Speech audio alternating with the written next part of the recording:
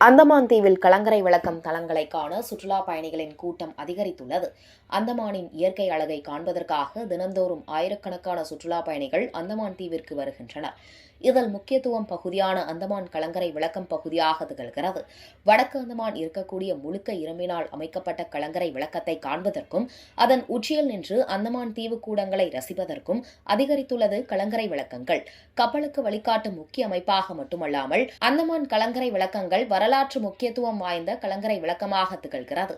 கலங்கரை விளக்கத்திலிருந்து பார்க்கும் பொழுது கூடுதல் சிறப்பு வாய்ந்தது என்ற அடிப்படையில் அந்தமான் இயற்கை வளத்தை பிரதிபலிக்கும் வகையில் ரூபாய் பின்புறம் வடக்கு அந்தமான் உள்ள கலங்கரை இடம் பிடித்துள்ளது.